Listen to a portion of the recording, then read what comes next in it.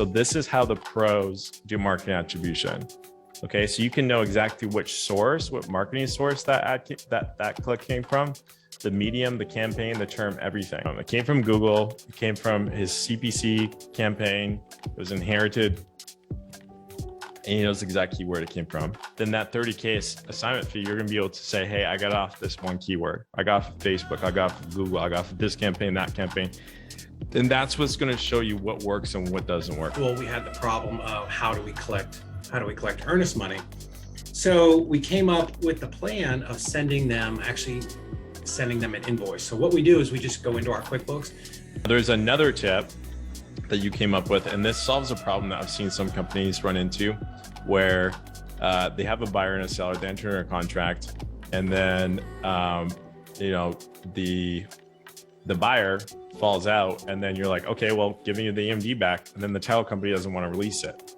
Under disposition settings, title companies, there is a database here of all the title companies that everyone on InvestorLift is using. We just added Matterport. So Matterports are these like 3D models, which I'm sure you guys have seen on some other real estate websites, where you can come in and you can walk around the property as if you were there. Okay, VIP versus non-VIP, and the notifications delay. You can actually adjust the delay.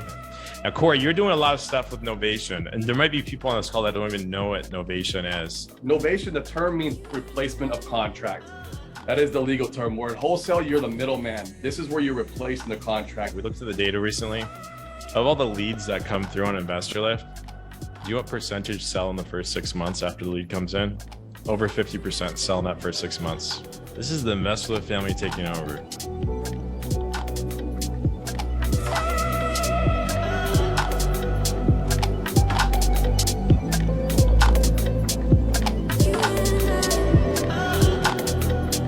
Welcome, guys. Welcome, Blake. What's up, Blake? What's up, Terrence, Corey? Promote you guys up as panelists. Oh, panelist. Sheesh. Panelists. How you doing, Blake?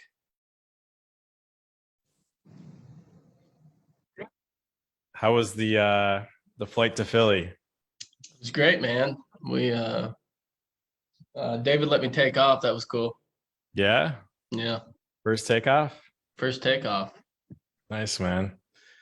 We did we flew down yesterday to we took the coastline all the way down from Atlantic City down to Virginia Beach. Did the weather clear out? Yeah, well, we just flew around it. We had nice sunny skies all the way down there, and then landed Virginia Beach, had lunch, then flew down to Asheville, landed there. We were like dodging a little bit of weather on the way down, made down to Asheville, dropped off Eliza, back to Leesburg, landed at like 2 a.m. But it was fun. It was fun. I got like 3-4 takeoffs and landings. It was great, man. Just stick the way down. Yeah, it was fun. So we got Corey on here. Corey, what's up, my man? Corey, Big Papa in the house. Hey, what's up, guys? How we doing? The one and only. I'm doing good. Excellent, Congratulations. man. Thank you, brother. Appreciate it. Thank you much. Are you getting any sleep? Last night I slept. She slept good last night, but the 2 nights before that, no. Yeah. No. So is having a kid everything you expected or different? oh man, it's amazing. It's absolutely phenomenal, man. Best thing that's ever happened to me. Yeah. Well, congratulations. I'm super happy for you. Yeah, man. So how many more are you gonna have? maybe one. One more? Yeah, you gotta have some siblings, you know? Yeah, I Can't have the only child, man. Yeah. So, but the wife doesn't want to, but I'm like, you know. Hey, you can pay for a surrogate, bro. Yeah, she did good with this one, so I know she can do good with number 2. Yeah, absolutely. Well, super happy to have you on here, Corey. Yeah, thanks, bro. Appreciate you having me. Yeah. What's up, Daniel? Daniel, where are you calling in from? I'm out here in sunny Albuquerque, New Mexico. Albuquerque, New Mexico. Awesome. Awesome. You wholesaling, flipping, combination, or? Not really doing any flips right now, and actually most of my stuff's virtual. I don't really do a lot of business out here, just because New Mexico is kind of like the Twilight Zone. So mostly Yeah. wholesale and creative finance stuff. Nice. Awesome. So yeah, Corey and Blake would be good guys to talk. Do you know Corey and Blake? No, I don't think I do. What's Yeah. up, bro? What's going on, man? What's going on, I'm guys? gonna put my phone number up in here. It's probably gonna be pretty douchey, but it'll save a lot of questions. And, Douche move for the win. Yeah. Yeah, awesome. So we got Terrence calling in from good old Atlanta, Georgia. Terrence, what's up, man? How are you doing? Hey, I'm good. I'm good. How about you guys? Excellent. Happy Friday. Yes. Trying to get in here and learn some stuff. I think I went back through all of the other video. Well, the last two that you did. Well, I guess it's actually three, right? I got two of them in. Yeah, I got to go upload some. The first one I accidentally put up a password halfway through. And then I posted on YouTube and was watching the replay. And I was like, oh, shoot, I got to go edit that and put it up. So I'll put that back up. Yeah, welcome. Looks like we got David Olds on too. David, I'm going to pull you up as a panelist. Big Dave. What up, bro? Big Dave. How you doing, man? Need more of those chatty shots. You're on mute, David.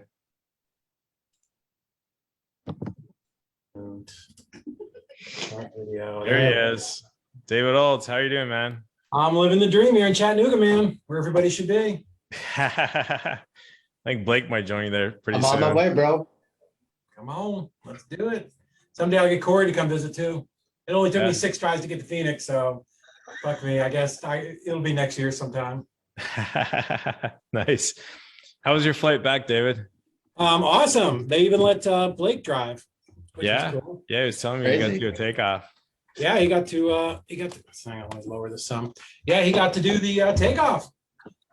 I Nice. wasn't really paying attention, and then the other Dave's like, yeah, just keep it between the lines, and my head sort of swung around. I'm like, oh Shit.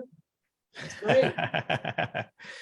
By the way, guys, if you're wondering what we're talking about, Blake and David and myself, I tried getting Corey up there, but Corey was having a kid at the time. So I was like, Corey, you're not coming on this one. We were up in Atlanta just hanging out for a little bit, talking real estate. Maybe you guys, if you got some insights from this week, I think a cool thing would be to have you guys share some of your insights, but we'll jump into that a little bit later. But yeah, that's what this business is all about. That's what InvestorLift is all about, is like connecting with other people that are doing the same thing, just openly sharing ideas, having that abundance mindset, as Corey always says, and helping each other get to the next level. All right, let's see who else we got on here. We got Chan. Chan, how are you doing, Chan? Where are you calling in from?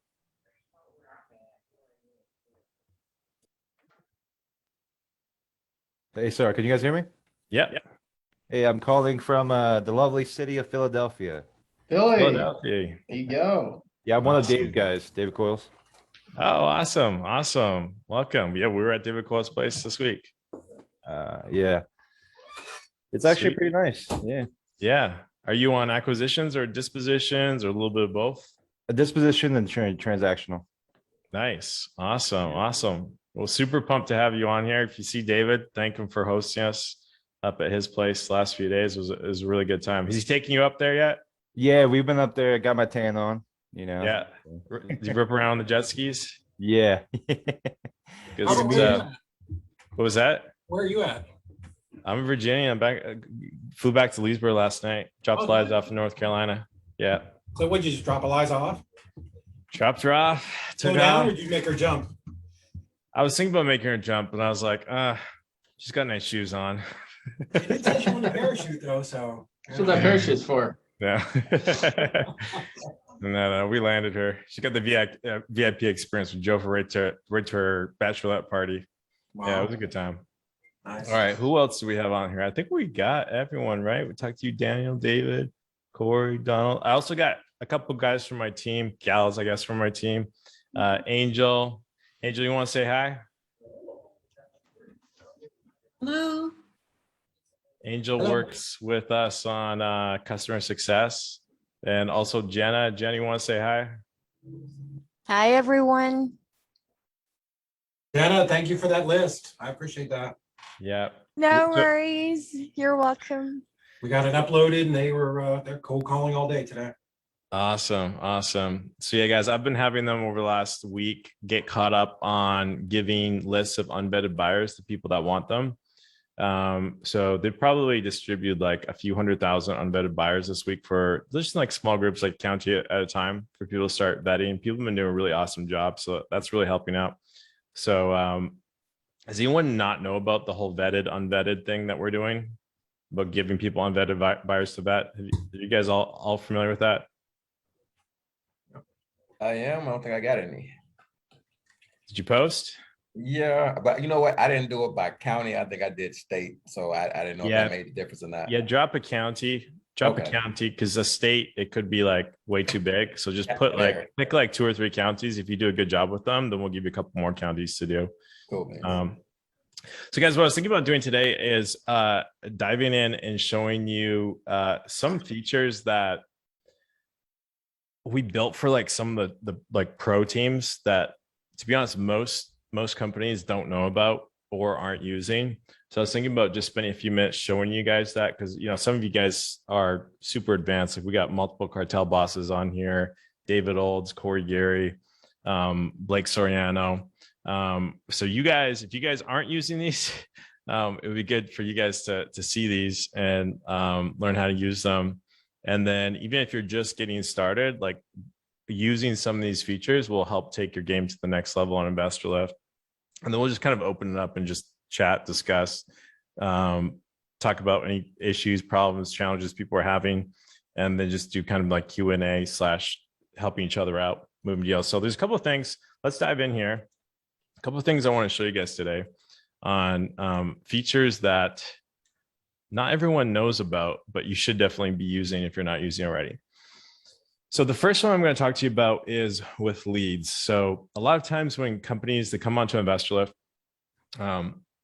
they have a bunch of different landing pages. They have one for their Facebook, one for their Bing, one for their Google Ads, and the CEO of the company will be like, "Hey man, I need 5 pages. How do I get 5 pages?" And I always ask, "Okay, why do you need 5 pages?" They're like, "Because I need one for Facebook, one for Bing, one for Google, all that." And then I asked them, I say, "How many pages does Nike have?" Like when you click on a Nike ad, do you go to like facebook.nike.com? No, you're going to nike.com. They'll have all the pros. They'll have one site and they'll use what they call UTM parameters to track the marketing sources. Okay. So you can use UTM parameters to figure out with one single page where all your traffic is coming from, which source is coming from, but also you can take it down to add a campaign and a keyword level.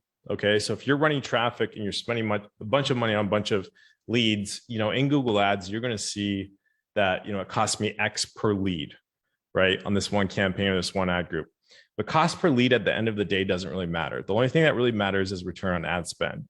For every dollar I'm spending, how many dollars am I getting back, right? Because I could be spending a bunch of money on one campaign and maybe it's like $20 a lead. I'm getting thousands of leads, but they're all junk leads and none are converting. Conversely, I could have a really killer campaign where I'm paying $500 per lead, but I'm closing like 1 in 5 or 1 in 10 and making like $50,000, $60,000 assignment fees.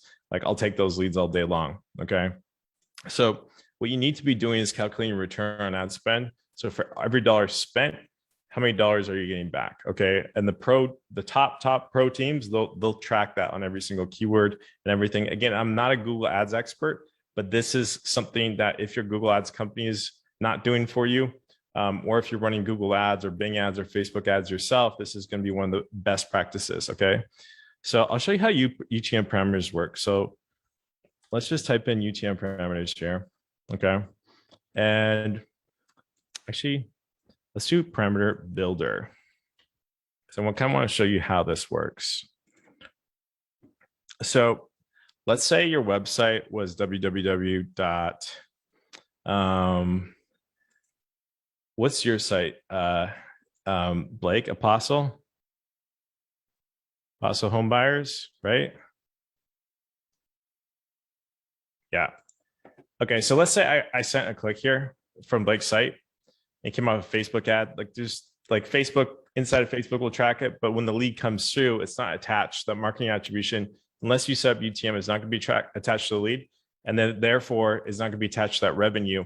So if you really want to calculate your return on ad spend, what you got to do is you do something like this. So with UTM parameters, how it works is you can put in a source. So let's say the source is Google, and then you could put a medium like CPC, and then you could put like campaign name, like let's say inherited, and then you could do a term. Okay, so this could be like your keyword, like how to sell an inherited. Yep. Sorry. Okay. And what that will do is it'll give you a URL that looks like this. If you guys ever clicked on ads and you see something like this, where there's like, you got your root URL, but then there's like all this stuff that comes after. Have you guys seen that? Yeah. Okay. Now watch what happens on InvestorLift. So I want to show you this. So if I put in a lead here, let's just put in a random lead, get offer. Yes, that's right. Testing, no, UTMs.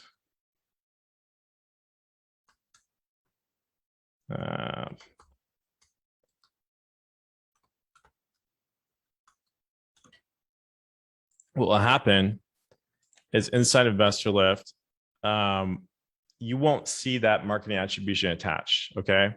But then if I go and I put in a URL that looks like this with my UTM parameters, then what happens is if I put in a lead,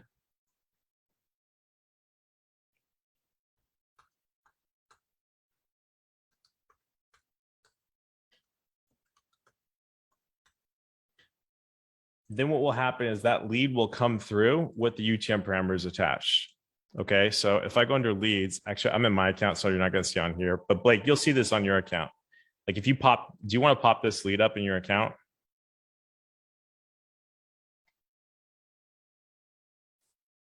What will happen is those UTM parameters that came off of the ad will feed through into here. Okay, so you can know exactly which source, what marketing source that ad, that click came from, the medium, the campaign, the term, everything. Okay, so then when you come up here and click convert to deal, and that lead eventually works into a deal, and you make 30K assignment fee on that, then that 30K assignment fee, you're going to be able to say, hey, I got off this one keyword. I got off of Facebook. I got off of Google. I got off of this campaign, that campaign.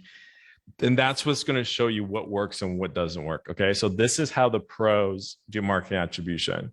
If you're doing it other ways, it's probably not a very good way. But this is how you're going to link back your revenue and figure out what is actually driving your profitability. Okay. Now you can set the UTM, how to set this up. You can have your Facebook or Google ads or Bing ads campaigns set up to pass these parameters through. Okay. Like on Facebook, like Facebook plus ad UTM parameters. I'll show you like what it looks like, for example, on the Facebook. Let me know if you want to see that on my side. Yeah, sure. Give me 1 second. I'll let you share your screen. So inside of Facebook, you can set up these UTM parameters when you create an ad. Same thing with Google, and they'll feed right through, okay, on every single click. And then you can know exactly what's working, what's not working. Okay, I'm going to stop my share. Blake, you want to share your screen? Yeah. Looks like we got a couple more people that joined. Welcome, Melissa. Welcome, Louie. Yeah, so you see that? So when that lead comes through, he knows exactly where it came from. It came from Google. It came from his CPC campaign. It was inherited. And he knows exactly where it came from. Okay. Do you guys see the power of this? Know exactly where your money is coming from on ads. Okay. So super powerful. If you're not using UTMs, go on YouTube and watch some videos. There's a million like 5-minute, 10-minute videos that'll show you how to set it up in your Facebook, Bing, or Google Ads accounts. And the beautiful thing is Google Analytics also automatically recognizes UTM parameters. It was actually built Google Analytics actually acquired the company that originally developed these back in like the 90s. So it'll also show up automatically on all your Google Analytics reports, which is really cool. So you see where your traffic is coming from, what's converting, what's not converting, conversion rates per source, per keyword, per whatever. And that'll help you really dial in your numbers a lot more on your marketing. Okay. All right. Thanks for popping in there, Blake. I'm going to show you guys a couple other things. Okay. That actually, before I do, any questions about UTM, guys? You said that this can be done through Google Analytics, or just something separate we're setting this up with? You would set it up in whatever source you're driving that traffic from. So if you're driving that traffic from Google Ads, then inside of Google Ads, there's a tool where you can have these parameters feed onto the end of every click. So like when someone, like if you search for like Nike shoes, and I click on an ad from Nike shoes or whatever, we'll do Foot Locker, you'll see that there's a bunch of stuff up here. Okay. Now the pro companies, they'll actually put it like encode it, right? They're actually encoding this. So people so competitors can't see what their market attribution is, but essentially that's what they're doing. These are like, they're basically using this to track exactly where that click came from. Okay. Gotcha.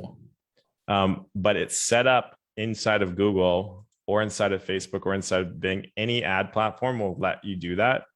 And then so what will happen is dynamically, depending on which keyword or campaign this came from, it'll append different UTM parameters on, which then will feed through into your InvestorLift account. So you can track exactly where your leads are coming from.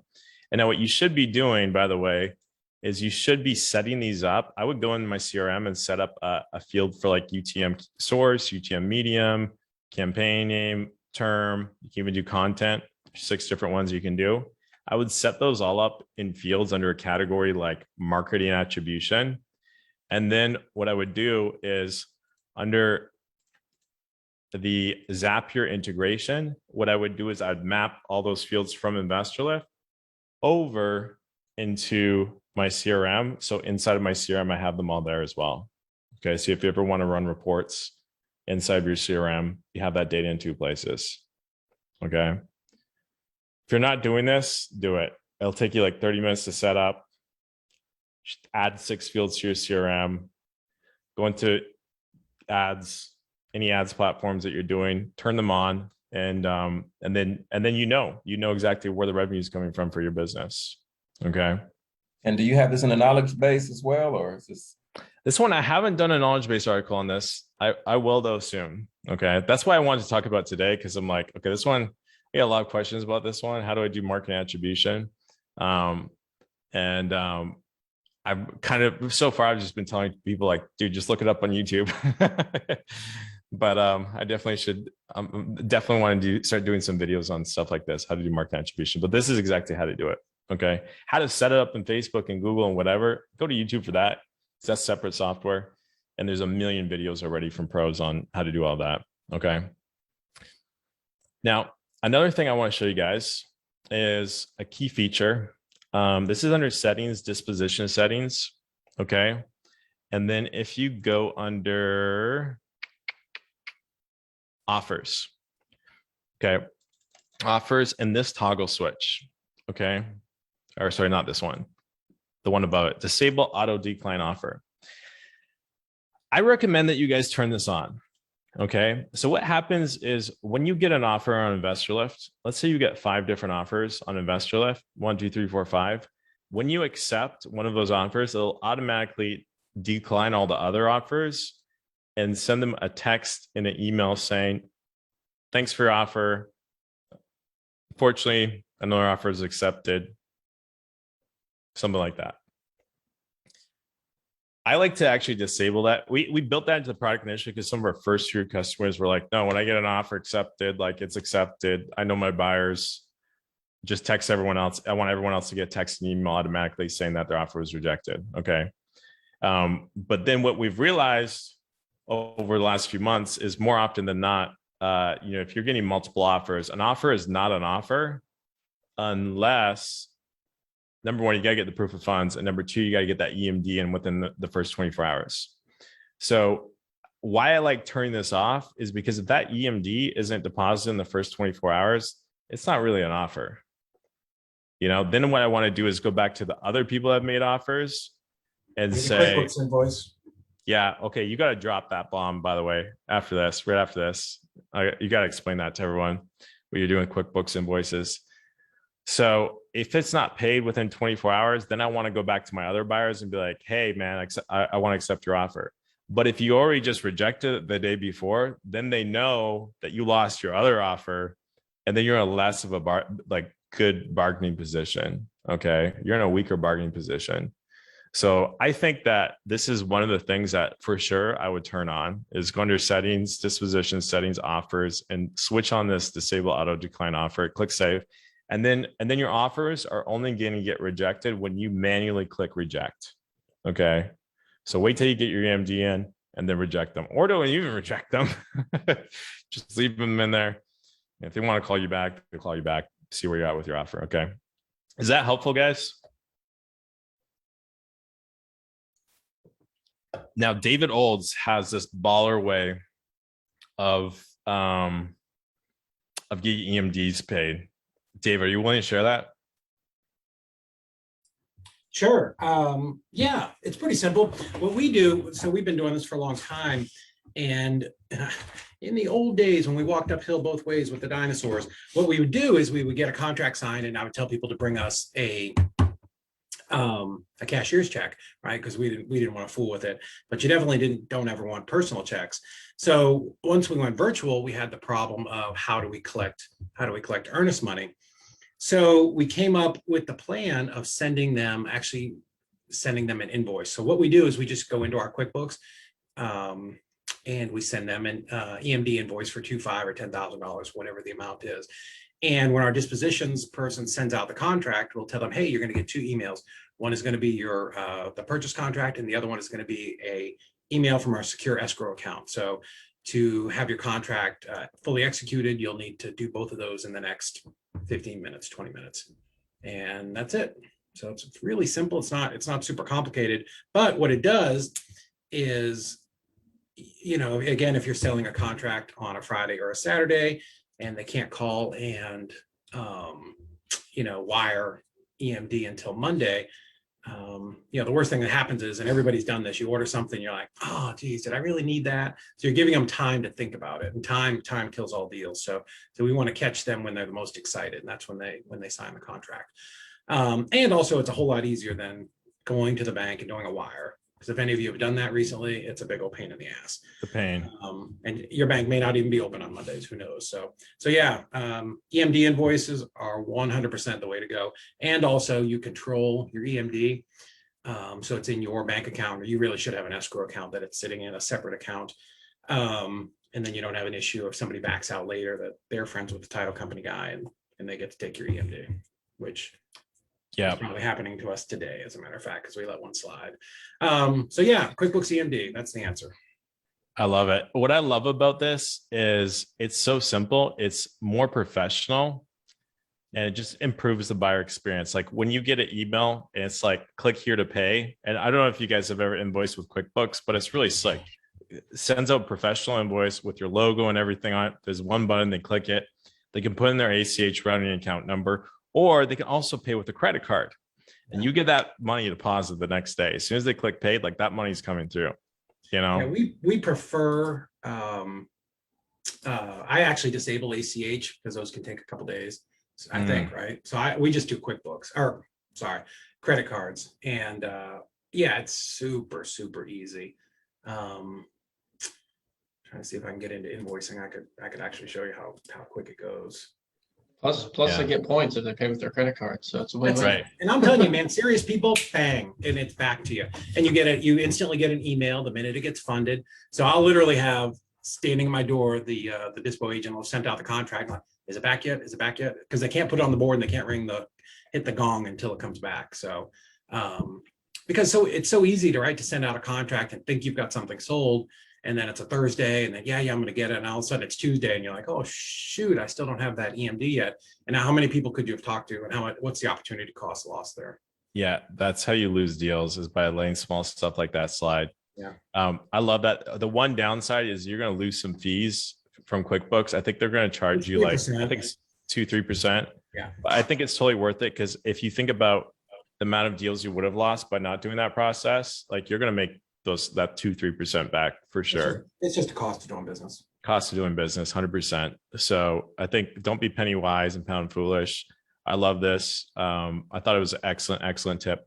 Now there's another tip that you came up with, and this solves a problem that I've seen some companies run into where they have a buyer and a seller, they enter in a contract, and then the buyer falls out, and then you're like, okay, well, give me the EMD back, and then the title company doesn't want to release it. Yeah. So title companies, you have specific wording. Would you be willing to share that specific wording? Yeah. Keep talking for 1 second, and I'll just pull it up, and I can share it if you want. Yeah. So we had a few companies run into this recently, especially in Florida, where like if it's not specifically stipulated in your contract that EMD is going to be released, then you can run into issues where the telecom is just going to sit on that EMD. David avoids a lot of that by collecting the EMD himself and putting it into a separate account through QuickBooks. But sometimes people are like, no, like I want my EMD going into the title company. If they do, whatever. Okay, it's going into the title company. But then you need to have that specific, it's just a one-liner, you throw it in on the bottom of your contract, and it's going to avoid you running into that issue where now you have to get in a fight with the title company and whoever the original buyer was to go make sure that EMD payment is released to you. And I was actually going to ask that question about having them send that money directly to you. I mean, obviously that's the perfect world to have them send it directly to you. And I figured that's what I run into a lot is obviously most people want to send it to a title company. So what's been for you guys, or especially for you, Dave, what's been, I mean, especially if it's somebody who's new to you as opposed to somebody who's regular, what's been, what is y'all wording, or how do y'all work around making that an easy process of transition for? Yeah, most people don't want it. Most people don't know. Most people do whatever you tell them to do. So if that's in your head that it's got to go to the title company, you're going to manifest that, I tell you, every single day. No, man, listen, hey, Terrence, it's very simple. Here's what I'm going to do, man. I'm going to send you over a contract. Our contract is a 1-page. It's super easy to read. So simple, man, a third grader can understand it. I'm selling, you're buying. Here's our purchase price. It's a $2,000 EMD. We guarantee clear title and proration of taxes, just like we talked about. Here's what I'm going to do. I'm going to shoot you over this contract. I'm also going to send you another email that's from our secure servers for your EMD. So go ahead and get that paid. You can do it with your credit card, sign the contract. It's one of these electronic .loopy type deals. Shoot those both back to me, man. As soon as I get them, I'll get over to the title company. We'll get your paperwork started. Sweet. That's it. You have that in an escrow account. So it's a separate escrow account that's collecting interest like a broker would have or whatever. Like you ever run into compliance with any of that stuff? Just run to the bank and open a separate account. Because let's be honest, you are going to give some back, right? It's going to happen. You want to make sure you've got it. Of course. We're not in the business of screwing people. So if the deal goes south and it can't close, we will refund it. That's, so, yeah. And then it's just there and you're keeping it in a little separate account and it works great. But yeah, if Robert, if you want, I can share my screen. I can show it. Go ahead and share your screen. How do I do it? What am I doing? Share screen. There it is. All right. So what were we looking at again? Very last line. I forgot since line 11. See, I've got my Heather here. Yeah. So in the event the buyer is unable to close before the date selected in section 4, buyer and the sellers hereby agree to authorize a title or closing agency to release the earnest money to the seller, and I am the seller in this contract. This is not an assignment contract. This is a contract between me and the end buyer. So this just says that they will, it gives the title company the okay to release it to us. What happened one time is the first time, this only happened to us once because we don't make the same mistakes twice. We had a buyer who just disappeared off the face of the earth. He left town for work. I didn't realize it at the time, but anyways, he was just gone and he gave us $2,000. So I found a new buyer, called the title company. We closed it and I said, hey, I need to get my EMD back from Charles. And they're like, and this girl was like a friend of mine. She's like, yeah, I want to give it back to you, but I need both of you to sign something. I'm like, what do you mean? He's gone. I don't know where he's at. And they're like, we really need this. I'm like, how about this? How about we adjust our contract going forward and you just give me my $2,000? And she did. And we, we added this into the contract and have never had a problem since then. There you go. Ninja little tip. That'll save you a lot of money And each year. It's one line. I love it. Awesome. Guys, great tips there. Corey, do you have any issues with EMDs, getting any EMDs back? Any ninja tips you can share? No, but I'm going through a lawsuit right now with a title, with a buyer out in Texas, Texarkana, for it to get to the EMD. Because that happened right there. A title company wouldn't release the EMD. There you go. Add that Work one line. Work with good title and escrow companies. That's my hack. Texarkana, there was nothing. We had to find a local title company to do the deal. So Should have called me, bro. I would have charged you less than your got attorney. one out there. Blake, how about you? Any tips or tactics you use to avoid issues with EMDs? Yeah, I mean it's in our contract. If buyer can't close, it's coming back to us. And work with competent title and escrow reps. That I think's the biggest thing. Nothing to bash on Corey about. Sometimes you're just strapped and you don't know who to call, so you pick the first one in Yellow Pages. But yeah, I mean, like in Texas and all these southern states, we work with one title company, and it makes our life really, really easy. One gal, and she knows our program, and if a buyer goes south on us, very bold in our assignment and our contract to our end buyer, and she doesn't even ask. Wires back the next day. We say, hey, this deal's gone. Don't even need to send a rescission. Sorry, man. Yeah, I found that title companies are thrilled to death to not hold EMD. They don't like it. They don't want to be in the middle of it, of fighting over who's going to get the EMD. Because they have to, in this county where I'm at here, they send it over to the court and put it in their account and say, you guys go sue each other and fight over it. We don't want to be involved.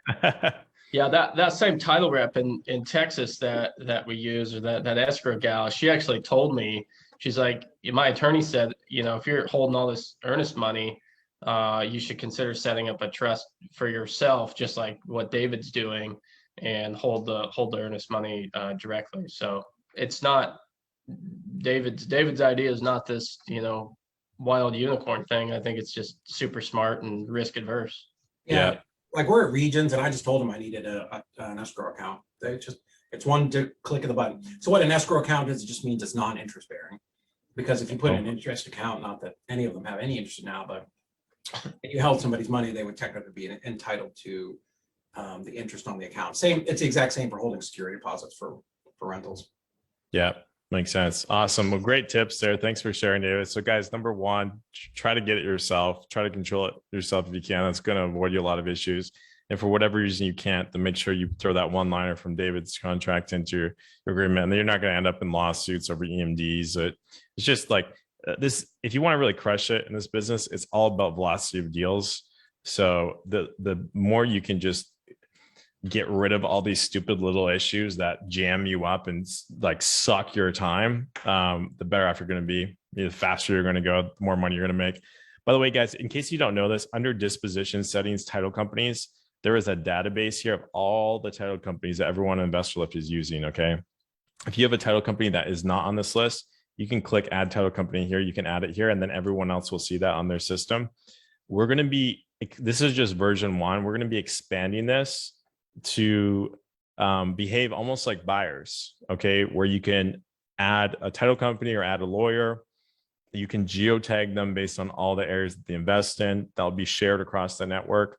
So anyone, anywhere that needs a title company in that area, they'll be able to see who exactly other companies are using. Alyssa says she's added a couple. Appreciate that, Alyssa. Awesome. And then what we're going to be introducing very soon is the ability to review either a buyer or a title company. If you look at every other platform out there, you buy something on Amazon, you go on Uber, you go on Airbnb, you go on any other two-sided platform. There's trust mechanisms in there to allow you to share information with other people on the network about your experience with whoever it was that was a participant in that platform. So just like everyone else is doing, we're going to be introducing, like, how was your experience on a scale from 1 to 5? Leave a review. It's just a small, simple little thing that is going to give us a lot of information on, who to use for title and also who are the good buyers, who are the bad buyers, things like that. So I hope you guys are, I'm super pumped about that. Hopefully you guys are just excited as I am. Another thing that I thought maybe I'll briefly mention, I'm not going to disclose the name of this company because I mean, in our contracts, we try not to talk about specific company names without first getting authorization. But I showed you, Blake and David, a specific company that made quite a bit of money on InvestorLift over the last year or so.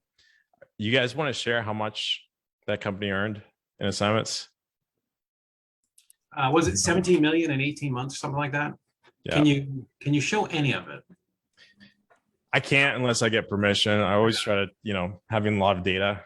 We'll just talk about it in broad strokes because in broad strokes, some of the I showed them, high level some of the metrics on this account. Because what was important is to look at how that account differs from other accounts. Okay.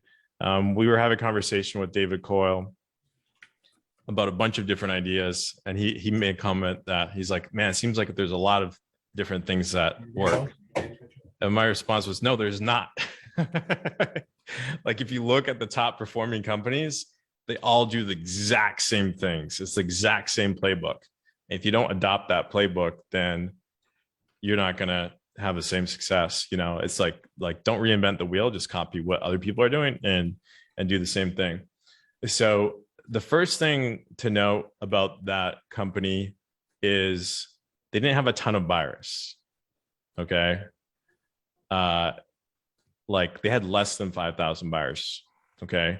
So it's not about the quantity of buyers, it's about the quality of buyers.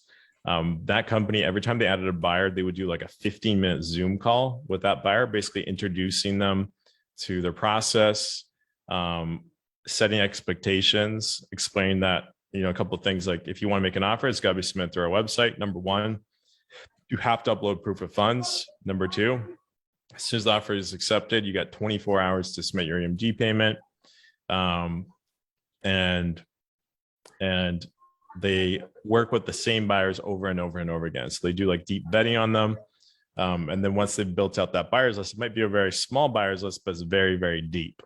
Okay. And they prune out buyers. Like if people weren't opening up their emails, any spam reports or blocks or bounces, like any bad emails, like they used to manually go through and remove all of those companies one by one by one. We actually now built this into the system. So the system does it for you.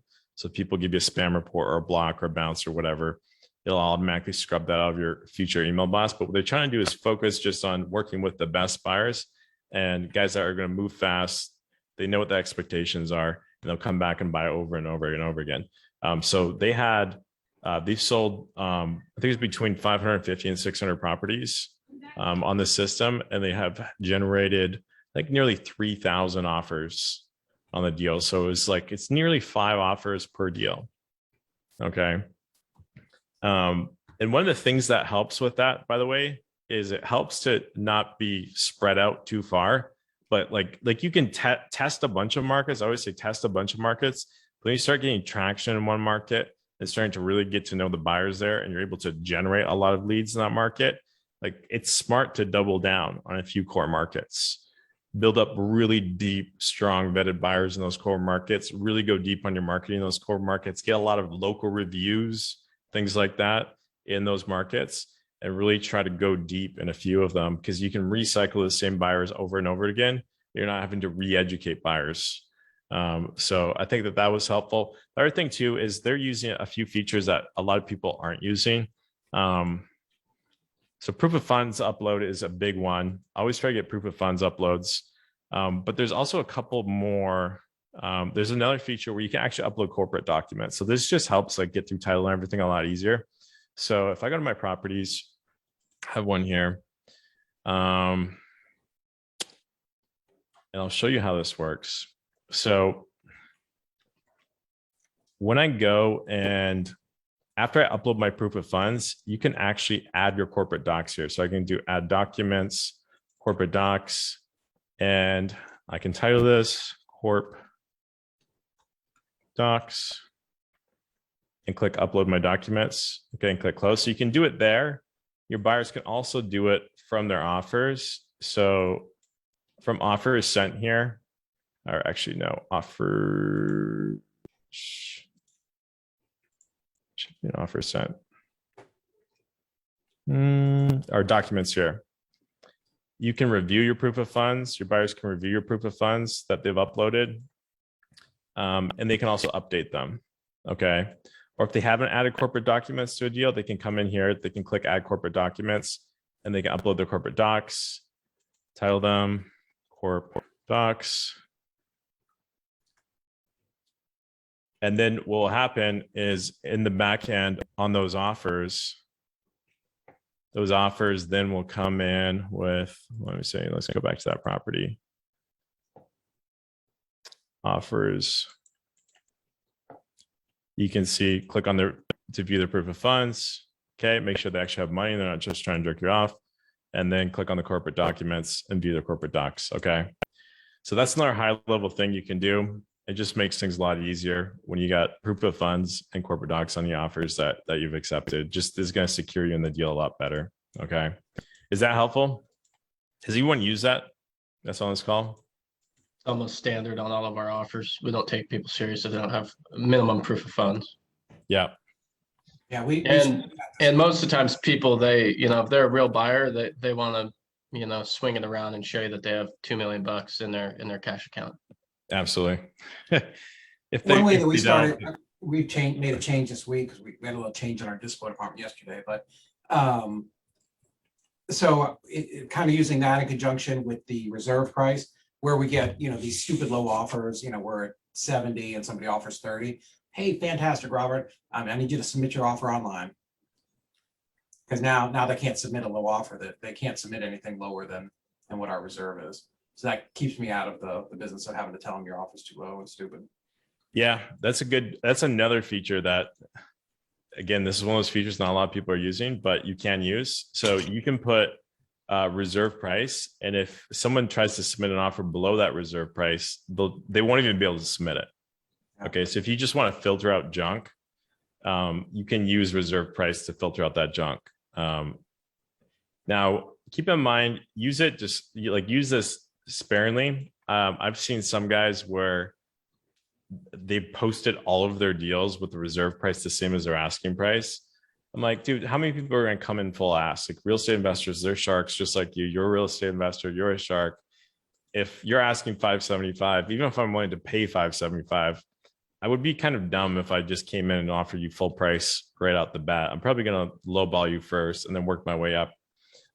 So use it strategically, but make sure you're using it accurately. Don't be putting asking price 575, reserve price 575. Like, it should be lower than your asking price, but you can use it basically as a spam filter to filter out the idiots out there that are just going to waste your time.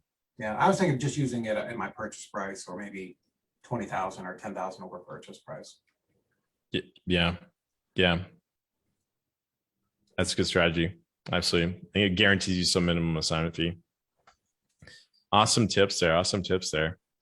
Trying to think of what other things. I'm going to show you another cool feature, by the way. Do you guys know about like Matterport? Yeah.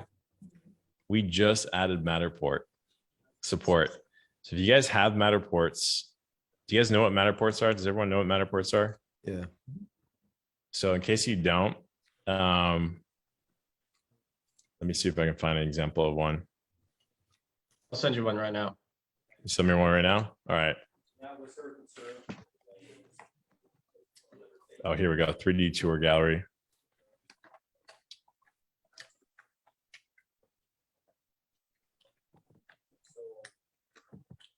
So Matterports are these like 3D models, which I'm sure you guys have seen on like, you know, some other real estate websites, where you can come in and you can walk around the property as if you were there. Okay. A lot of top real estate wholesalers and flippers, like the big guys, the hedge fund back guys, like Sunday, they do this on all their deals. Not every single deal, but a big chunk of them. So we had a few InvestorLift companies that were doing them, but they're like, hey, I can't put them on the website. How can I put them on the website? And we just released this new feature that will now allow you to upload Matterport 3D walkthroughs directly onto your property pages. So you just drop the URL in there. I wonder if I can actually copy the URL off here. I just sent you one in the chat there, Robert. Okay, let's see. Let's try this. Hit save. And boom. Matterport 3D walkthrough. How cool is this? Like photos, we've already seen that going from photos to videos gets you, I've talked about this many times, it gets you an average assignment fee. Like we ran a query of all properties with video versus without, and looked at the average assignment fee of the two. And the average assignment fee of properties with video was over $7,000 higher on average. And I think a big part of that is it gives the buyers the ability to really get a feel for the floor plan of the property. And then it de-risks it, right? But I think the one thing that's even better than video is going to be Matterport, because Matterport, you can video, you're stuck to a single like view, like you're stuck to like, you know, wherever the person is pointing the camera. With Matterport, I mean, you can look all around. You can look at the ceiling, look at the floor, whatever. So anything you can do to de-risk a deal for the buyer is typically going to get you more offers, especially more sight unseen offers. And the more offers you get, the more bidding wars you're going to get into. The more bidding wars you're going to get into multiple offer situations, the higher assignment fees are going to be that you earn. So if you haven't tried this yet, I highly encourage you to try it. David, I know you've tried it on some of your deals. During COVID, you're doing this a little bit. I think you said it was, you were paying like $200-400, right? To get a No, that's the going rate. We found somebody here in town that would do, you got to hunt around for it. 100 to 150 is probably about the cheapest you'll get.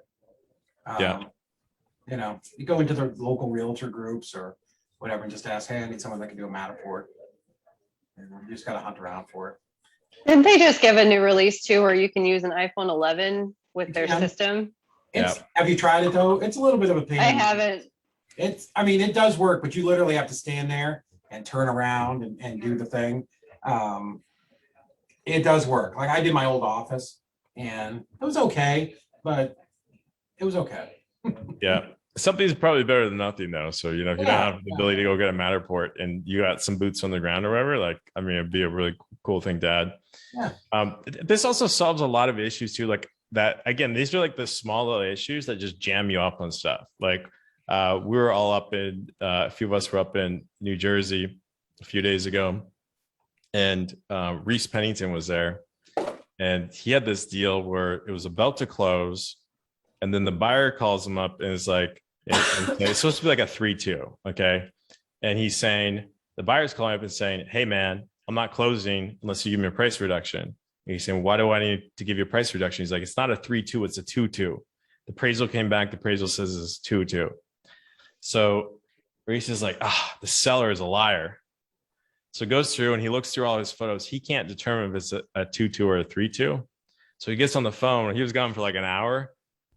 Basically think that this seller was a liar. He's like, I pushed him really hard, but that guy was adamant that it was a 3-2. And he says, okay, well, if you're adamant it's a 3-2, just go take some photos and send them to me. The guy's like, no, it's an hour away. I'm not going to do it. He's like, well, then we can't close the deal. Sure enough, an hour goes by. He gets a message. It's a bunch of photos. And sure enough, it was a 3-2. It looked like the buyer was trying to just squeeze them, like just to see if they could pull a fast one right before closing. But stuff like this, like getting a Matterport, solves all of that. You know, a couple $100 on a deal, and then like any of that BS that people try to do like day before closing, it's just like, hey, don't try to pull that shit with me. Look at the Matterport. Problem solved, right? So yeah, try that out. I think what we'll do is we'll run it for a few weeks and then we'll release the data on like what's the average assignment fee for properties with and without Matterport. But I think it's definitely going to help a lot of businesses. Cool. So those are just a few of the features that, you know, not a lot of companies are doing. Oh, there's one more actually I wanted to show you guys. There's one more, and a few companies that broke 7 figures a month use this one pretty effectively. And that's a VIP versus non-VIP and the notifications delay. Okay, so in InvestorLift, you know, we have vetted, non-vetted, but then we also have VIP, non-VIP. Okay. And when you go into a buyer's profile, you can manually flag them as VIP, or anytime they buy a deal from you, you accept their offer, they automatically become VIP. Now, where you can use this is under disposition settings. I think it's under, emails. You can actually adjust the delay for non-VIP. So how this works is if you're a VIP, let's say I set a 2-hour delay here, and I schedule a deal to go out 8 a.m. Monday morning. Well, at 8 a.m., it'll send to all of my VIP buyers first. And then those VIP buyers, they have 2 hours to take a look at the deal.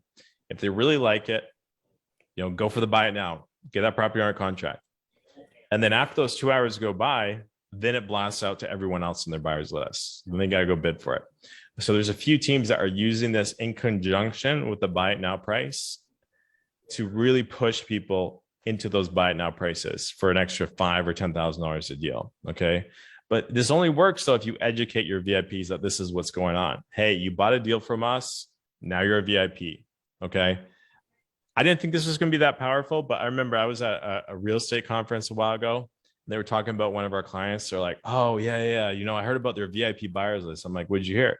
They're like, yeah, I hear that, all the good deals, they get blasted out 2 hours earlier to all the VIPs, all those VIPs, they snatch up all the good ones before anyone else even has a shot at them. He's like, I'm thinking about just overpaying for something just so I can get on that VIP list and start getting the deals early before everyone else picks them over. So there's a lot of psychology behind this, but it only works if you educate your buyers on this. So try this out. I think it'd be very powerful.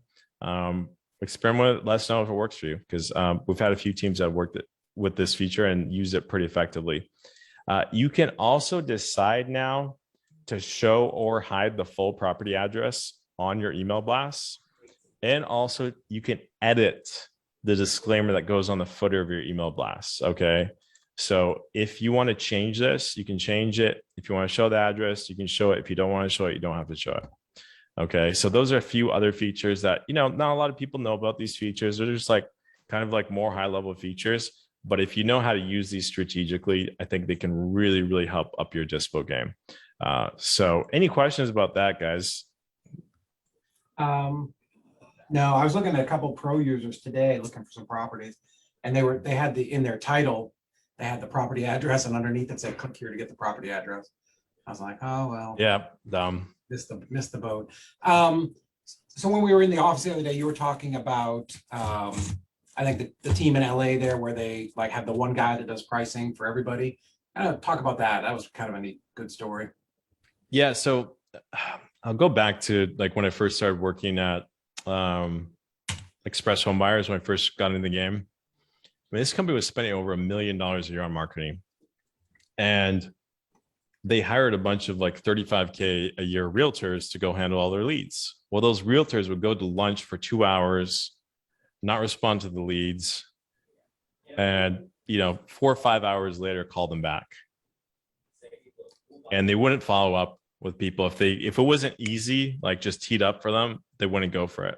And I remember talking to the CEO, and I'm like, man, this is insane. Why are you spending all this money generating all these leads and then throwing them to realtors? We all know most realtors are super lazy. They don't know how to do follow-up. They don't know how to grind. There's obviously exceptions. Those exceptions usually make all the money, but they're not. These people are not salespeople. So what we end up doing is firing every single one of them and then bringing in professional salespeople. Okay. And the real professional salespeople, you don't want to have to train them as a salesperson. That's expensive. It takes years. What you want to do is find people that are already professional salespeople in another industry and bring them in. So I always tell people, I'm like, the best way to find a pro salesperson is to go somewhere where they're doing someone is already doing a lot of high frequency sales, like car dealerships, window sales companies, roofing sales companies, things like that. I remember we brought in a guy from BMW. This guy didn't know anything about real estate, but he'd sold thousands and thousands of cars. We paid him very well. Probably his base was over double what the other guys were getting. And then he had a really advanced comp package with, very, very generous commission. And that guy went from, a car dealership, he's maybe making $90 to $120,000 a year. When he joined our team, he probably first year, he probably took home about $250,000. Okay. But he bought and sold millions of dollars of homes for the business. But he knew nothing about real estate. Okay. This strategy worked very well. What we do is we get someone else that knew about real estate and we kind of partner them up. So one person is doing the sales, the other person is like running the comps, figuring out the buy and sell. So when we started working with Tarek in California, it was the same thing, like guys not following up, like really not performing very well. Fired the entire team, brought in an entire new team. We only kept one guy from his old team. There's only one guy. His name was Adam. Adam became what we call deal desk. Deal desk, all he does is he sits behind a desk all day long. And when a lead comes in, it goes to the salesperson first. Okay. That salesperson doesn't need to know anything about real estate. Okay. They have zero pricing authority. All they need to do is know how to build rapport and find out, is the seller motivated? So the lead comes in, it's like, are they motivated? Do they have equity? If so, okay, I'm going to tell that seller, okay, Mr. Seller, it looks like we could potentially give you an offer. Let me do this. Let me run the numbers on my end and give you a call back in about 5-10 minutes. Will you be available in 5-10 minutes? Yeah. Okay. Let me run my numbers. I'll give you a call right back. That starts to like build a little bit of anticipation. It also shows that you're not just pulling a number out of your butt. It shows that you're actually putting some thought into the number. Then what they do is they click a button, it fires over to deal desk, Adam. Adam sits there all day and he just runs the comps. He'll run the comps and he'll come up with what we call a max allowable offer and also a target dispo price, 2 numbers. Okay. He'll type those in the system, click go, it fires a text email back to that salesperson. Okay, here's your max allowable offer. Okay. They don't need to know how to price it at all. All they got to do is, let's say the max allowable offer is $450,000. They got to get it under $450,000. Okay. So they're probably going to start off at, 400, 410 or whatever, and like work their way up, but they have to get under 450. If they don't get under 450, then they have to go push it out to another channel to go monetize, realtor referral, creative deal guy, someone else to go monetize. Okay. It goes into the referral bucket and then we'll try to monetize it that way. We try to monetize every single lead. But if they do get it under the max level offer, then it goes on the site. They already have their dispo price set. We know we're going to make money on it. We know it's priced well. What we're doing is we're specializing the pricing to someone that's an expert that solves a lot of pricing issues. And then it also frees us up to hire from professional sales teams, guys that have done hundreds and thousands of sales throughout their career and get much, much, much better salespeople working our leads.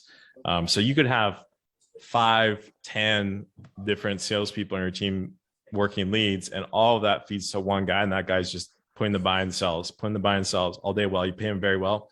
And that kind of team structure is incredibly efficient. I think it's probably the most efficient that I've seen because people are just focusing on doing one thing very well. And then the other thing here too, it streamlines your CRM. Most of the time I get into a CRM and it's like all these fields. If you look at the pros, it's like has equity, has motivation. Yes, no. What else do you need? Right? Max level offer price that you locked it in at, dispo price. Just keep things really freaking simple. So you're just doing the same thing all day long, keeping things very focused. So yeah, that's how we've done it on a few teams. That's worked very well. What do you guys think about that? Have any of you guys tried anything like that before? No, I love the idea though.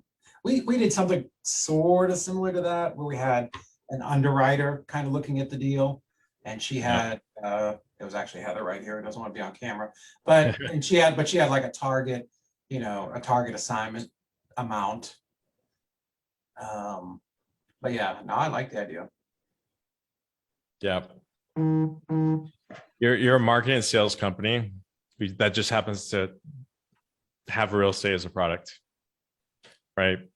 So the principles of marketing and sales apply to our business, and all you got to do is focus on getting people that are the best at that, not on getting realtors. Realtors are not going to perform. Now, the other key thing here on the sales process is if they don't get locked in under the max level offer, or it's just clearly not a good fit for a cash offer or Novation or whatever it is. It's not a clear fit for one of your buckets.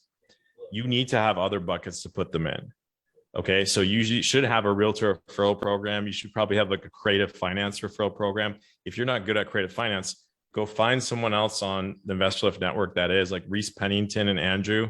Those guys are like crushing it with seller finance. Corey Geary does a ton of Novations. He teaches Novation. And then have like a really good realtor in each market. And no matter what that lead says when it comes in, it should be going to some bucket to monetize. Your salesperson is to find out which bucket to put that lead in to monetize. When I was first working at the first company in my career, when we were just getting started out, we were spending $40,000, $50,000 per month on marketing. But what we're doing is we're making $50,000, $60,000 back off of referral fees. So if you're making back more on referral fees and you're spending, how much does your marketing actually cost you? Zero. How much do you want to spend on marketing if your marketing is free? Infinite, right? Now here's the thing. I tell this to people all the time, like, you got to try to monetize every lead. You got to do realtor referral programs. You got to do Novation referral programs, seller financing referral programs. Like, you got to have buckets to monetize all of your leads. You're a sales company that generates leads and monetizes them. Most people just focus on the cash offer and they're like, yeah, I'll go set up those realtor referral partners later. Like, I just got to stay focused on this and nail this first. It's a huge mistake. Huge mistake, because the money that you're losing compounds. Because if you just get it set up like day one to monetize every lead, you get your marketing paid for, then you can start scaling up your marketing way faster. If you can start scaling up your marketing way faster, you can get the flywheel going, right? Plug in 10, make 50 or 100, take 30 off, plug it in, make 300. You get that flywheel going. And that's how you get to 7-figure months. So if you're like, yeah, I want to do it, but I'm just going to do it later, that's like the worst thing you could do. It's like one of the most important things to do is like go set up all your buckets and make sure that that lead, no matter what the situation, is going into the right bucket for that right lead. You're not just trying to jam that cash offer down everyone's throats. Okay. Now, Corey, you're doing a lot of stuff with Novation, and there might be people on this call that don't even know what Novation is.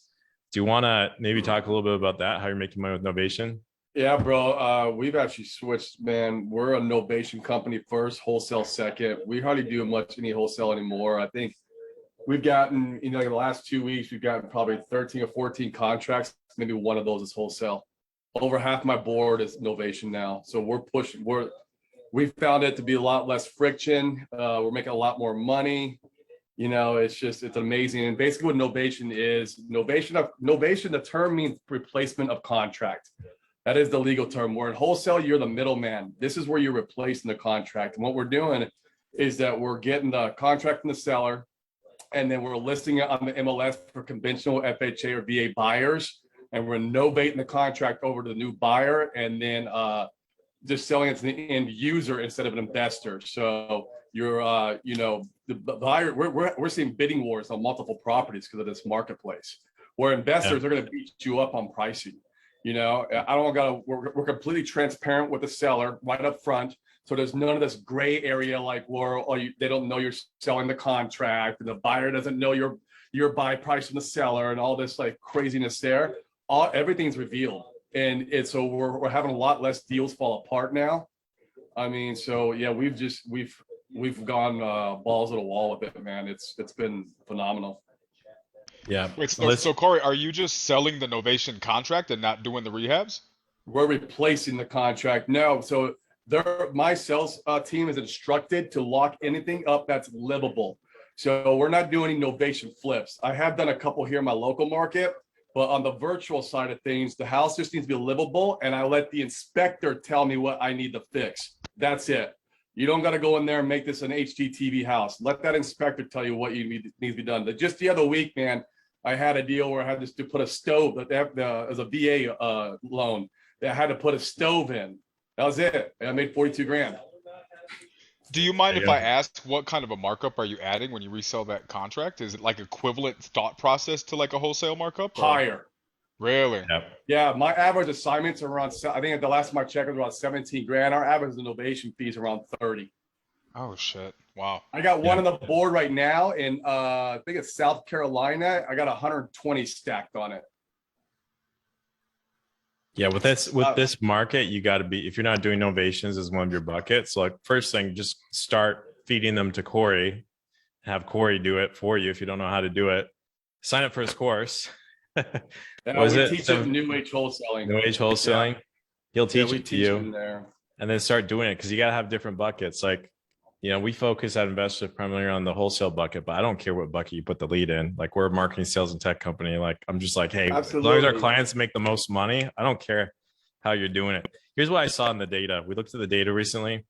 Of all the leads that come through on InvestorLift, do you know what percentage sell in the first 6 months after the lead comes in? It's about 50%. Over 50% sell in that first 6 months. Okay. Now, do you know what percentage? Let's break that down. You mean a lead comes in? You get 100 leads through InvestorLift. 50 of those will sell in the first 6 months. Well, after 6 months, man, that contract's canceled. I'm saying, not saying through the company. Now, the actual InvestorLift companies will only monetize about, like, the top companies. They get 100 leads in, they'll put 10 under contract. Oh, okay. That means 40 of them, the person is actually selling in a short period of time, but the InvestorLift company is not monetizing them. I got what you're saying. Okay. If you want to 5x your company, 5x your revenue, all you got to do is go add on additional ways to monetize those other 40. Instead of just focusing on the 10, go find new buckets to put the other 40 into. Yeah, that makes sense. Very simple. And you start off, don't try to do it all yourself. Go find someone that's an expert on a certain bucket, partner up with them, and just get a kickback. Get a kickback on all those leads. They'll fund your marketing. And then eventually, as you grow and you staff up and you learn how to do creative or novation or whatever it is, then you layer on some of these internally. Okay. Yeah, it's incredible. We saw one company, the guy did a breakdown of his numbers. He spent $70,000 on lead gen, and out of that lead gen, $178 million of homes were sold. That's one company. But he only monetized a little piece of that. Okay. It just shows you how big this is. Now, imagine if you did Novate. Here's where it gets interesting, Corey. Imagine if you did Novation, but then you also could provide financing to make money on the financing. I've thought about that before, but a lot of the buyers are coming to us are already got financing in place. But I mean, that could be fun. That would be spectacular. I mean, yeah, we're working on some stuff. That would be insanity, dude. If you were able to do that. I mean, yeah, it's incredible. So is that helpful, guys? Like, this is some high level game that, like, the big companies are all using this, and this is why they're the big companies. You gotta understand, you're a sales and marketing company. You're not a real estate company.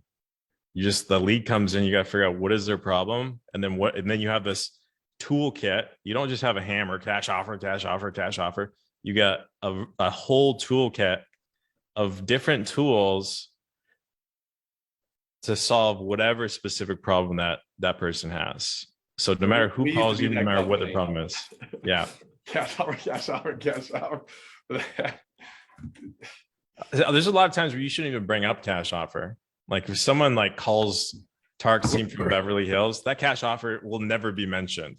You're going to get a BBB report and these people tried to steal my house, blah, blah, blah. No, it's just someone in Beverly Hills is not going to sell their house below market. We only use cash offer anymore to anchor them for Novation. Because if we hit them with a cash offer and then we give them a Novation price, they're like, oh, wow, you can get us that much more? It's just the anchor.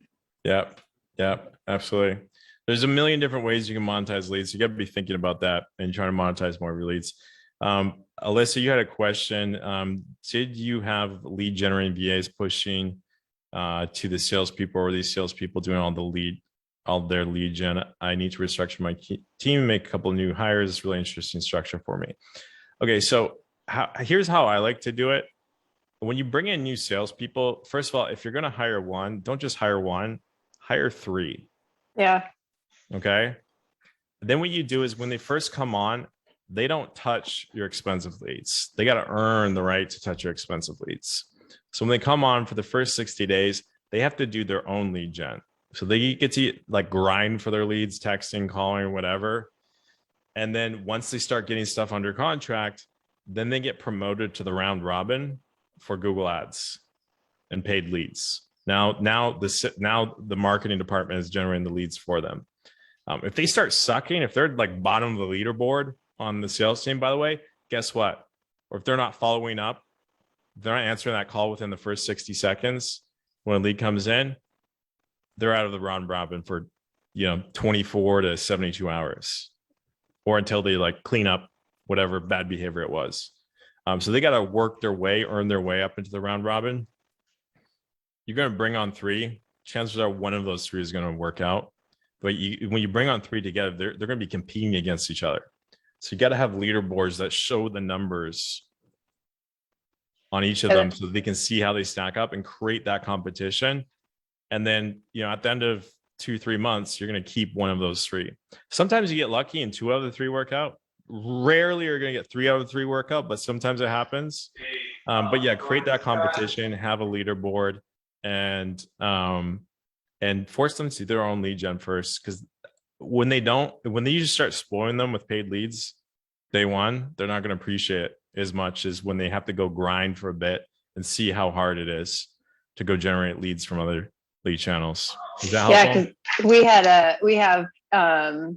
we have the cold calling VAs, then the lead manager, then the acquisitions manager, and that's our structure. And so I wanted to bring in a couple new people to kind of freshen it up a little bit, because we're looking at having to fire like a couple of them.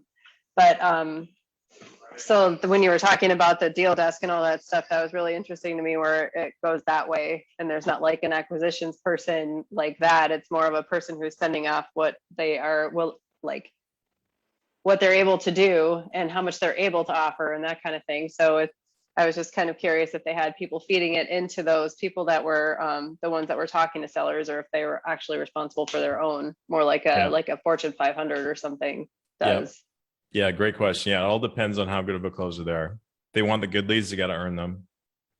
Hey, Robert, I'm sorry. You were talking about like a leaderboard, like, because I've got that for Dispo, but what are some of the bigger companies, like, how are they tracking that? What are their metrics? Yeah, good question. So what we like to do is on the Salesforce, as soon as you walk in the Salesforce, there's flat screen TVs around the Salesforce. No matter what wall you're looking at, there's a leaderboard. It has every single salesperson, how many leads, how many deals, the close rate, total revenue.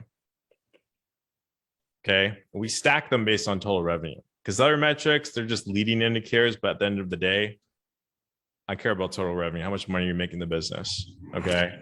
So every day when they walk in, they get up and they walk down the hall, no matter what, they see exactly where they're on that leaderboard. Okay. What were the categories again? I'm sorry. Leads assigned or generated, deals, and revenue. We actually would do expected revenue for the next 30 days, and then close for the previous 30 days. Okay. Now, when you have 10 guys on a sales team, let's say, and there's 2 guys that have been sitting at the bottom of that leaderboard for the last 60 days, that conversation of, hey, this is not working out, is a lot easier, because every day when they walk in, they see that, hey, this is not working out, right? And they're going to be a lot more motivated to go bust their ass to go get up on the leaderboard. But some people are not cut for this business. They're just not a natural fit. Okay, so you try to filter those out as much as you can through like disc personality profiles and your vetting process and your interviewing process before they even get onto your sales team. But no matter what, there's always going to be some people that don't work out. But if they see it in the numbers, it's not a subjective thing. It's just like Are you good at this or you're not good at this? And if you're not good at this, I'm actually doing you a disservice to have you in a role doing something that you're not good at. So we need to put you in a different role or help you go get a different opportunity. Okay. You could be the best, nicest person in the world, but if you're not good at a role, you shouldn't be doing it. Okay. Just makes those conversations really easy. It also really helps too when you're like hiring 3 people and planning to fill 1 role. Like you can see every day in real time. Now, one of the things we're thinking about doing is introducing this, building this right into InvestorLift. So in InvestorLift, you know how you set up a new user, you can set them up as acquisitions or dispositions user. We're thinking about we have all the data already, just showing on InvestorLift, here's your leaderboard, all your different acquisitions, all your different disposition managers, here's the numbers. Now we're thinking about taking this a step further. David Olds, Blake Soriano, myself, and a few others were talking about this earlier this week. Imagine if you only have a couple of salespeople on your team. How do you know how they're performing? You know, if you just have a couple. Well, imagine if you could decide to share your team's metrics and in exchange, see everyone else on InvestorLift that are willing to share their team's metrics. Now, instead of just seeing your company's performance on the leaderboard, you see how your team stacks up across all of the other InvestorLift companies in the country. Imagine that. I can't just open up the data. Like people are gonna have to like say, hey, I'm only showing my metrics, but I think the way we structure it is, hey, you want to share your numbers, you see everyone else's numbers. Everyone else has decided to share theirs. So now you can really see what is the performance of my employees. And also the other thing too is like, you know, if someone, I remember I was talking to a guy last week and he was talking about some stuff with CG. And I don't want, not to, like, I've heard lots of good things about CG, but I asked him like, hey, are you in CG? He's like, no, I'm not. I'm like, well, why not? He's like, dude, I was about to join, but then, you know, in Collective Chance, they give out this belt. This is what he told me. He said, they gave out this belt to this guy that apparently was doing hundreds of deals a year. He takes the belt. He's up there speaking, telling everyone, here's how I run my business. Here's how I do this. Here's how I do that. Everyone's taking notes. They're going to go home and go apply all those key insights in their business. Guess what? 2 months later, that guy's company went bankrupt.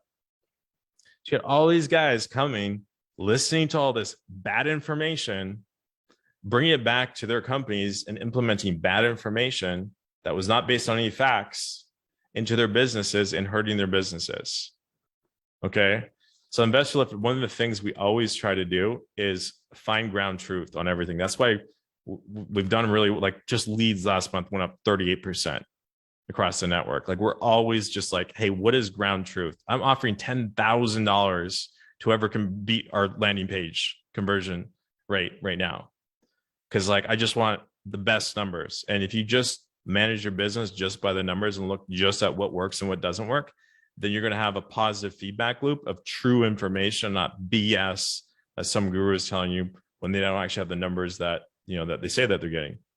So I think that where this will be helpful as well is like, if you're looking for someone to like help you be a better dispo manager, well, guess what? You can go on the leaderboard and you see, hey, here's the top dispo managers, the highest performing dispo managers in the country right now. That's who I should be talking to about taking my dispo game to the next level. Okay, sales, you know, who should I be talking to about how to become a better salesperson? Okay, here's the top 10 salespeople on the InvestorLift network. Here are the people that we should be talking to. And then what we do is we get those people on calls like this to disseminate that information, what's working, what's not working, to the rest of the InvestorLift cartel. So all of us rise up together and all of us just start taking over. Hey, I gotta leave in like 2 minutes, but can you show that Yeah. video with the leads nationwide? Yeah. It's pretty awesome. Then I gotta go. Let me Can you switch give me to that? 2 minutes to pull it up. While I'm pulling it up, David, I know you like that idea. Corey, what do you think of that idea? That's a brilliant idea, bro. Yeah. Yeah. Corey and I and some other guys have talked about actually bringing our teams together, and that was going to be one of the byproducts of bringing them together for a little bit of training. So I freaking love that idea, man. Yeah.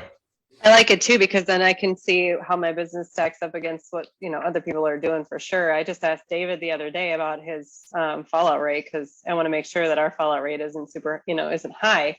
And it's, compared to his, it's not, we're right in line, but it's helpful to see that kind of information without, having I to also bug blew up my somebody. company over that fallout rate, so don't be real happy about that. I mean, Well, I torched $1 million company over that, so yeah, well, we were at 40. We're in about the 20 range. But I'm dealing in a small margin market. And it's just some of the houses are just crap, and it takes more to repair them than it would to buy them. So those kind of deals. Where are your leads coming from? How are you doing it? We do cold calling and texting. You just need to adjust your list. You need to take out anything built before 1950. Yeah. I just had a conversation with the person that pulls our lists, and I kind of modeled our criteria around what the funds are buying right now. So that way we're buying stuff that they're going to want to buy.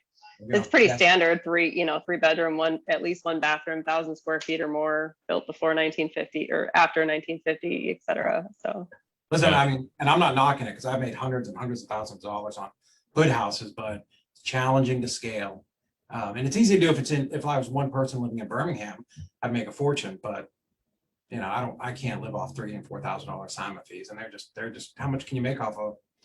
Listen, you can make a lot off a $10,000 house. You can make $5,000 on them, but it's just, and it's shit. And you really got to work hard. And it's just as much freaking work to do one that has more zeros attached to it. Yeah, I mean, they're easier to sometimes get. they're even more. They're certainly easier to grab, but again, your fallout rate's high. So, I mean, our fallout rate was high because we had shitty acquisitions people. So lots of this is pretty cool. That's kind of what I'm thinking too. That's why I need to hire a couple more people. And that's my conversation.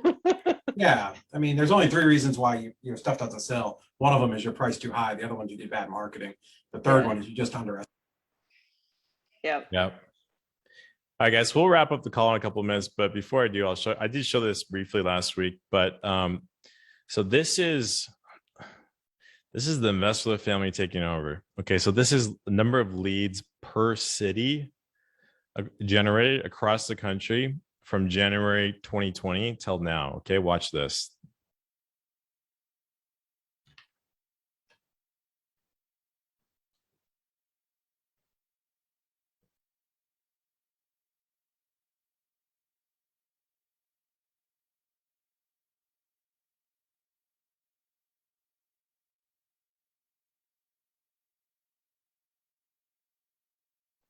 Watch what happens when we launch Pro.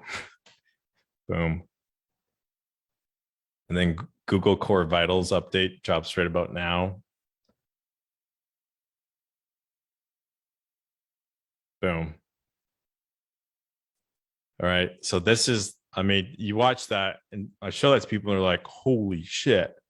But I'm like, yeah, that's what happens when you just focus on the numbers and what works and what doesn't work, and don't focus on anything else. That's all that matters. What works, what doesn't work. Double down on what works. If it doesn't work, stop doing it. Stop doing dumb shit and just focus on the stuff that is actually making people money. I see Corey over there smiling. Yeah, I love that map, dude. I wonder how many of those leads are mine. I was just gonna say all those are Corey's. Those leads are mine. You want to know? I've been on InvestorLift since last year, so. You have the top spot actually of most leads ever generated on InvestorLift. Do I really? Yeah. No. You do. Listen, you can buy your way to the top of any list. That's all that means. Oh, is that what happened, David? I think he needs a trophy. Literally, dude, you bought your way to the top. You bought I didn't say you didn't monetize them to make a shit ton of money. I'm just saying you bought your way to Do the the top. InvestorLift belt, That Robert. means I'm probably spending way too much on Google Ads. That's what it means. Well, but you know what, Corey, though? Here's the thing. You did generate the most leads, but you didn't make the most money. No, I know that. You know why? Because you're spreading yourself too thin, I think. You guys start focusing more on core markets. Well, actually, our Novation model has fixed that problem. Yeah, it really has it. But if we're in rural markets now, we're not going to even do the cash offer. We're just going to novate it. So all we're looking for is MLS activity. As long as we got MLS activity, we're novating it. Yeah. That's what was killing us last year in the wholesale model. You're right. It was you know, Too many rural whatever. markets. Yeah. So Novation's fixed that a lot. So now they know, like, if it's in a bigger market, the house ain't very livable, then we're gonna go in for the cash offer. Yeah, 100%. Guys, let's wrap this up in a couple minutes. But before we do, what other thoughts, questions do you guys have? Lou, you've been on for a while today. You're quiet today. Are you still on? I'm still here. Actually, I was just with Corey. I was just with Corey last week, and we set up all my PBC. Hey, Nice. my boy. Yeah. What's up, Louis? We got 2 leads. I'm working on one right now to lock up with, well, off PPC, that is, with Rich and stuff. So yeah, it's working. I mean, I set up the proof a couple days ago. So Nice. I've been setting everything up and like just staying on top of it and just staying consistent with trying to just make this thing work, man, because it's too much money invested to not happen. So Absolutely. we got to keep pumping it. Yeah, so I Absolutely. appreciate you guys having me. Yeah. What about you, Daniel? Daniel? You know, I gotta say, man, I've been an InvestorLift for a couple months. I haven't leveraged it. I left a partnership a couple months back, and I've just been really kind of reestablishing these last couple months. And Yeah. you know, I'm excited to hear all this stuff. You know, I've been in sales training for a very, very long time. I actually host a role play competition in Pace's sub 2 group. So Nice. if you ever want to do anything fun around sales and stuff like that with acquisitions managers, I'm all in, man. I love doing stuff like that because at the end of the day, you're right. It's a sales business, you know. It's not a real estate business. You know, real estate secondary. And if we can figure out that sales part, the rest of it just flows, you know. And you got this end of it, which is, I think, the biggest missing link. So yeah, man, I think you guys, I'm really excited about really kind of embracing what you guys got here, man, because I think you guys are doing something special for sure. I appreciate it, Daniel. Yeah. We'll do our own Closers Olympics with the top 12 guys on the leaderboard. How epic would that be? Instead of like randomly picking gurus, like, no, here are the guys that have the top numbers in the country across 400 plus companies. Yeah, I got a killer out to submit on my team right now. Oh yeah. Yeah. I put them up against anybody. Dude, we should Oh, do yeah. that. We should do like an office hours or something with for like acquisitions training, and we can do one for dispo training if you want. I have the bracket and everything. I have a whole bracketed system set up and all of that stuff. If you guys want to do it, I mean, it's pretty fun. We got whole, you know, scoring system and everything. I'd be game for it. You do like a 3 or 4 week like role play kind of thing, and then do the Olympics. Yep, and that's exactly how we do it too. And then we have like a finals, and Pace said he's going to get Chris Voss from the book Never Split the Difference. He's committed to score one of the championships this year too. So kind of amped about that. That'd be fun. Yeah. That'd be dope. Right. Yeah. But yeah, what's cool about this is this will be like the real Closers Olympics, like day in, day out. You know, once we get those leaderboards rolling, it'll be like, okay, here's the top guys. Here's the ones that are performing. You see 400 different salespeople. Here's who's performing. Would be really interesting. Here's what would be really interesting. Imagine if you layered like disc and things like that on. Like, what makes the top salespeople? You start like attaching qualitative Robert data points. I made it a data point conversation. I want to nerd out on this stuff. Like, what is the like you see, we got, let's say 1,000 salespeople. What are the top 10% have in common? We could bet on it too. You don't release their disc scores until after the competition. Like, I'll bet on it, you know, for skip tracing. Yep. There we go. Yeah. We were playing some games this last week. We're betting some big money. Not big money. We're betting some money. It was a lot of fun. If you tie money to anything, it just makes it way more fun. All of a sudden, everyone's off their phones. Okay, let's do this. Let's get it done. Let's see who's the. Yeah. Anyways. Absolutely. Awesome. Well, before we wrap up, any other last comments, questions? Oh man, these are great. Yeah, I like doing them. They're good to bring in people on your team to kind of get a little bigger overview. They don't always see everything that we see. Yeah, I focus on a couple key ideas each week, and like each week we've had a couple really key ideas, pop up. Yeah. And I think we hit on a few really, really big ones, like team structure, and just I think the big theme today was like how to structure your team to not be a real estate company, but to be a sales and marketing company, number one. And number two, how to make way more from your lead flow by, working like a marketing company would, where you don't just have one offering, you have multiple offerings, and based on that customer's preferences, you're going to try to sell them on the right offering for them. So I think if everyone just like took those two key insights and implemented them, you're gonna make a lot more money. And then you just layer on some of this tactical stuff, like, like some of the like David, you dropped some bombs there with the EMD stuff, like that just makes the machine run faster, smoother, less problems. Cause those, like that one problem with, like, you have that happen a few times a week and it just jacks you up and things aren't flowing. The money's not flowing, the deals aren't flowing, but you get all that small stuff worked out where you just have the right wording on your contracts, the right processes, things like that. And before you know it, your numbers are going up, up, up, up, up. And everyone's going to do really well. Awesome. Okay, guys, we'll wrap it up for this week. I think it's week 4 now of Office Hours. Thank you guys for all jumping on. Tons of awesome contributions here this week. I'll have to I'll run an export of this recording and fire it out to the InvestorLift community. Probably try to do it this weekend. So if you had team members you want to watch this, or friends or whatever, I'll drop the YouTube URL and you guys can go push it out to whoever you think it could be useful for. Cool. Are the other ones on the page? I think I have one uploaded. I had a second one uploaded, but I had to take it down, but I'll try to get them all uploaded maybe this weekend if I have a chance. Cool. All right. Thanks, guys. Awesome seeing all your faces today. Thanks, Enjoy your Robert. weekend. And let's go make more money in the week ahead. Talk to you guys. Bye. We're all about finding ground truth on everything. What does work, what doesn't work, and then disseminate that through our community so everyone can just make buckets and buckets of money.